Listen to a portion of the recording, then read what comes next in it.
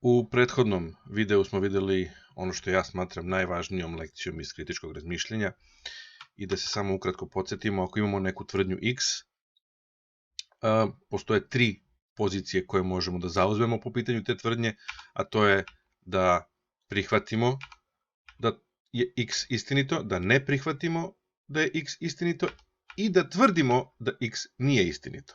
I kao što smo u prethodnom snimku videli, ako prihvatamo x, ponašamo se kao da jeste istina, a ako ne prihvatamo ili tvrdimo da nije x, ponašamo se kao da nije istina. I za pozicije 1 i 3 su potrebni dokazi, dok je za poziciju 2 potrebno samo da se pokaže da nisu ponuđeni validni dokazi i validni argumenti za poziciju 1. Sad, to je sve u prethodnom videu detaljnije obrađeno. Koja je druga lekcija, to jest ova danas? To je da je pozicija 2, srednja pozicija, zapravo osnovna pozicija, takozvana nulta hipoteza, na engleskom null hypothesis ili default position. To znači da za svaku tvrdnju osnovna početna pozicija mora da bude srednja. Ne prihvatamo je. Sad, problem je što u svakodnevnom životu situacija nije tako, da kažemo, konkretna i jednostavna. Postoje mnogi faktori koji utiču na to da nama izgleda da se zapravo počinjemo iz pozicije 1 ili pozicije 2. Na primer, ako je tvrdnja banalno prihvatljiva, na primer, neko je došao i rekao nam je, kao što sam u prethodnom videu koristio, video sam žutog psa sa crnom tufnom. Sasvim je razumno da to prihvatimo kao vrlo verovatno istinito. Nemamo neki poseban razlog da sad to dovodimo u pitanje, sumnjamo, proveravamo, tražimo video snimak ili tako neki gluposti, jer je sama tvrdnja po sebi nije toliko važna, ni uopšte važna, ne utiče nikako na naš život, konkretno.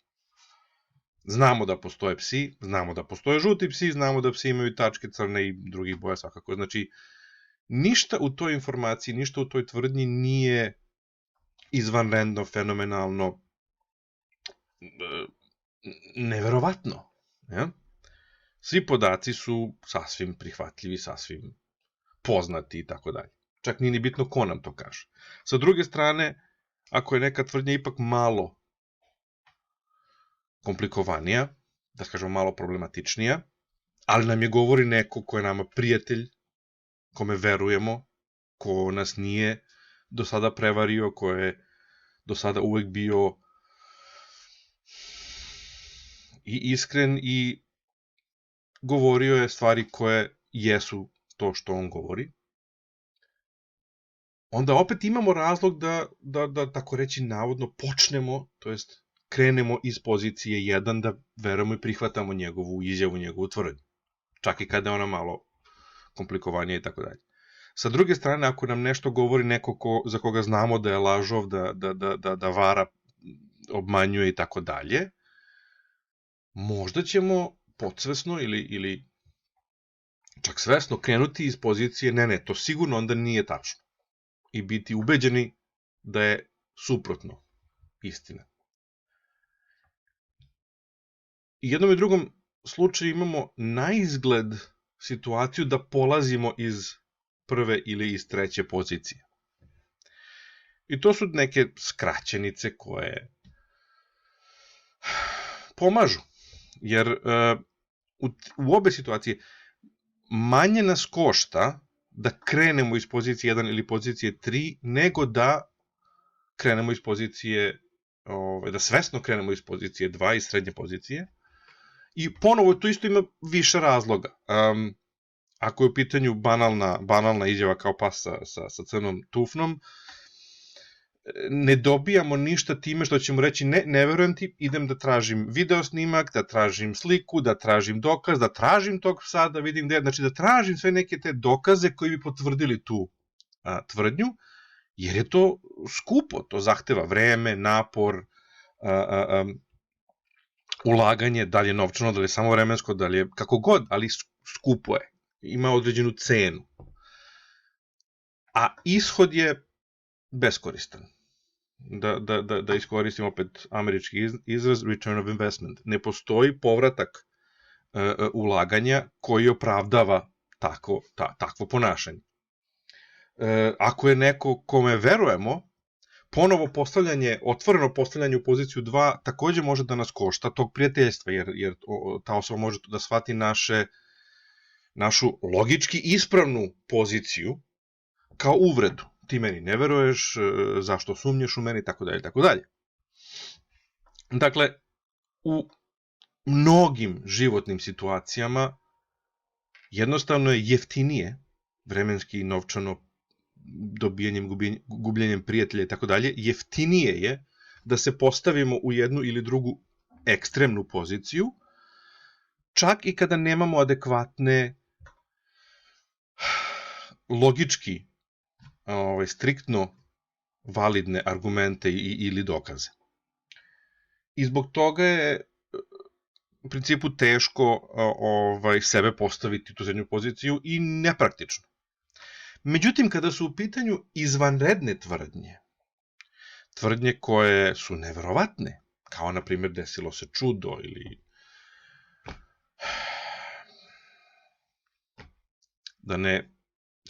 da ne ulazim u pojedinačne teme, ali nešto što je neverovatno, onda može da nam bude skuplje da se postavimo u jednu ili drugu poziciju nego da se postavimo u srednju, jedinu logički validnu poziciju, a to je da ne prihvatamo tvrdnju. Jer, naročito ako ta tvrdnja može nekako da utiče na naš život. Jer prihvatanjem ili tvrdnjom suprotno, bez dokaza za jedno ili za drugo, utičemo na svoj život. Naročito ako izaberemo opciju 1. Jer kao što smo videli, ako izaberemo opciju 1, ponašamo se kao da to jeste istina, a ako izaberemo osnovnu poziciju, srednju poziciju, nultu hipotezu, onda se ponašamo kao da nije istina. Tako da, prihvatanje prve pozicije kod neverovatnih tvrdnji i neverovatnih izjava može da bude skuplje nego da se postavimo u srednju i da kažemo ne prihvatam tvrdnju dok ne dobijem adekvatne argumente i adekvatne dokaze srazmerne kompleksnosti i izvanrednosti te tvrdnje o kojoj se radi. Tako da, druga lekcija je, kada god se susretnemo sa tvrdnjom koja nije banalna kao žuti pas sa crnom tuflom, nego je izvanredna, neverovatna, posebna, komplikovana, kompleksna i tako dalje, osnovna pozicija mora da nam bude srednja. I moramo da tražimo dokaze za tvrdnju da bismo je prihvatili. U različitim domenima su to različiti načini provere. Uzet ću recimo jedan. To je medicina, homeopatija. Tvrdnja je homeopatski lekovi funkcionišu. Ljudi se postavljaju u prvu poziciju i prihvataju tu tvrdnju jer žele da to bude istina, zato što je lek relativno jednostavno. Uzimate neke male kapljice ili neke tabletice koje su šećer i tako dalje i to popijete i super, bit će vam bolje. Znači, ne samo to, ne samo što je jednostavno, nego jednostavno činjenica da će vam biti bolje je nešto što je prihvatljivo. I ljudi zbog toga sebe postave u poziciju broj 1 jer žele da to bude tačno, ali to nije logički validan argument. Naša želja da nešto bude tačno nije argument da to jeste tačno. To je vrsta samoobmane. Znači, osnovna pozicija mora da bude ne prihvatam tvrdnju da homeopatija funkcioniše, dajte mi dokaze. I tu sad ulazimo u specifične načine vezane za određeni domen, za određenu oblast, kako se to radi. Kada je u pitanju medicina, postoji samo jedan dokazano proverljiv i prihvatljiv način, a to je duplo slepa studija. Znači, mora da postoji duplo slepa studija koja potvrđuje rezultate određenog preparata. Znači, ne svih homeopatskih lekova, nego bar jednog.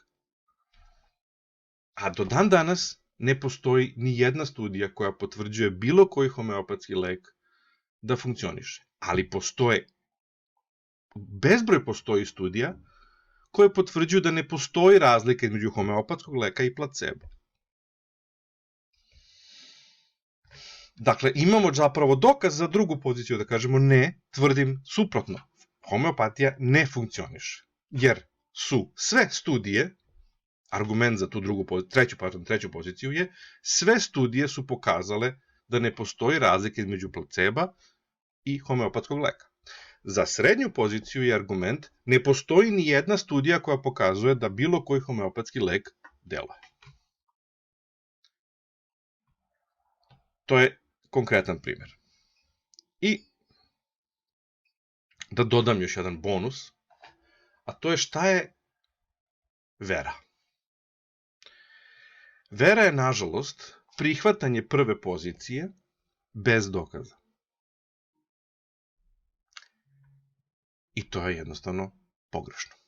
Da li želimo da ta prva pozicija bude tačna, ili nam se ta pozicija sviđa, što je isto što i želimo, je nebitno za validnost tvrdnje i validnost prve pozicije vezane za neku tvrdnju. Bez obzira u šta verujemo. Da li je religija, da li je astrologija, homeopatija, šta god. Prihvatanje neke tvrdnje, zauzimanje pozicije 1 bez adekvatnih dokaza je pogrešno. A to je ono što se zove narodski vera. I jednostavno, vera je logički pogrešna. Toliko za danas. Ispalo je duže nego što sam očekivao, ali da rezimiram. Osnovna pozicija za svaku tvrdnju mora da bude srednja. Ne prihvatam tvrdnju dok se ne ponude adekvatni, validni dokazi za tu tvrdnju. E sad, zašto neki ljudi prihvataju tvrdnje koje nemaju adekvatne dokaze, nemaju adekvatne argumente? Tu već ulazimo u domen logičkih grešaka i kognitivnih pristrasnosti koje, ako ne poznajemo, ćemo praviti te greške i prihvatat ćemo logičke greške kao validne argumente i time ćemo sebe postavljati u prvu poziciju prihvatajući određene tvrdnje koje nemaju validne argumente, već imaju samo logičke greške kao pokušaj obmane i prevare. Hvala.